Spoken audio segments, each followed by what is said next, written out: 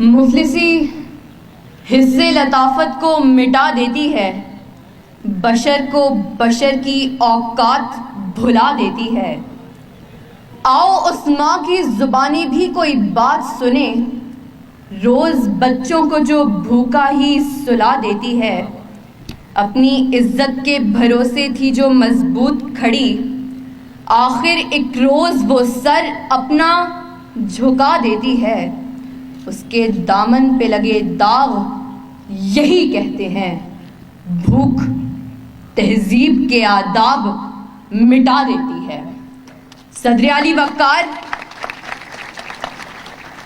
سردیوں کی ٹھٹھرتی ہوئی رات، منہ لپیٹے ایک مجبور ماں اپنے نومولود بچے کو ایدھی سینٹر کے باہر پڑے جھولے میں ڈال جاتی ہے۔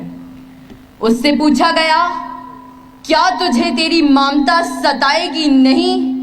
اس بچے کی سسکیاں تجھے رلائیں گی نہیں؟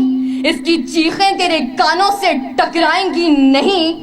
تو کپ کپاتے ہوئے ہونٹوں سے جب مجبور ماں یہ جواب دیتی ہے کہ میں اپنے پیٹ کی بھوک تو برداشت کر سکتی ہوں، مگر اس بچے کا بھوک سے بلکنا مجھ سے دیکھا نہ گیا، تو اس پر یہ کہنا بجا بنتا ہے کہ خاک میں ماں کی محبت کو ملا دیتی ہے، بھوک تہذیب کے آداب مٹا دیتی ہے۔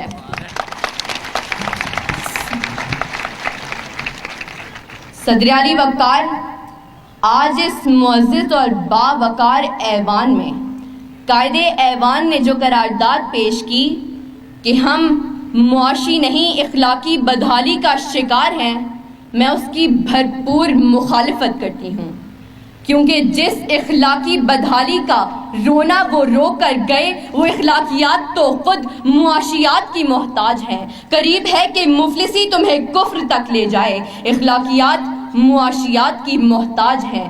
آئیے دلائل سے بات کرتے ہیں۔ روٹی کے چند ٹکڑوں اور قابل گزارا دودھ کی قلت سے تھر پارکر میں دم توڑنے والے مجبور بچوں کا اصل مسئلہ اخلاقیات نہیں معاشیات ہے۔ اسی شہر لاہور میں غربت سے تنگ آ کر بشرا نامی خاتون اپنے 2 معصوم بچوں کے ساتھ چلتی ہوئی ٹرین سے ٹکرا جائے تو اس کا اصل مسئلہ اخلاقیات نہیں معاشیات ہے۔ زرد چہرہ، آنکھیں اندر کو دھسی ہوئی اور بڑھاپے کی وجہ سے پورے جسم پر جھریاں لیے نشتر اسپتال ملتان کے باہر فقط 2 کلو آٹے کے عوض خون بیچنے والے بوڑھے کا اصل مسئلہ اخلاقیات نہیں معاشیات ہے۔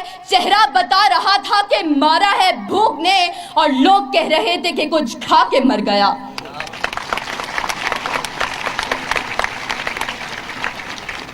صدر علی وقار، تنگ دستی، بھوک اور ابتر معاشی حالات اعلیٰ اخلاقیات کی ضد ہیں۔ پہلے آپ تو تب ہوتا ہے کہ جب پیٹ کی بھوک اور غم روزگار نہ ہو۔ 2 × 2 4 روٹیوں کی بجائے 2 × 2 4 تو تب ہوتے ہیں کہ جب پیٹ کی بھوک اور غم روزگار نہ ہو۔ بیٹی کا 4 دیواری میں رہنا، خاندان کی عزت پر کٹ مرنا، یہ سب تو تب ہوتا ہے کہ جب پیٹ کی بھوک اور غم روزگار نہ ہو۔ چاند روٹی کی بجائے چاند میں چرخہ کاٹتی بڑھیا تو تب دکھائی دیتی ہے کہ جب پیٹ کی بھوک اور غم روزگار نہ ہو۔ فاقوں نے تصویر بنا دی آنکھوں میں، گول جو بھی چیز ہو روٹی لگتی ہے۔ اور تو اور عبادت اور ریاضت بھی تب ہوتی ہے کہ جب پیٹ کی بھوک اور غم روزگار نہ ہو۔ کون عاشق خدا کی ذات کا ہے؟ سارا چکر معاشیات کا ہے۔ صدر علی وقار، آئیے زمینی حقائق کا جائزہ لیجئے۔ آج کشمیر میں مسلمانوں کو اپنے گھروں میں بند ہوئے 115 دن گزر گئے۔ ہم نے اخلاقیات کا مظاہرہ کرتے ہوئے اقوام متحدہ میں قراردادیں پیش کی تو اسلامی ممالک نے پاکستان کی حمایت کے بجائے ہندوستان کی حمایت کی۔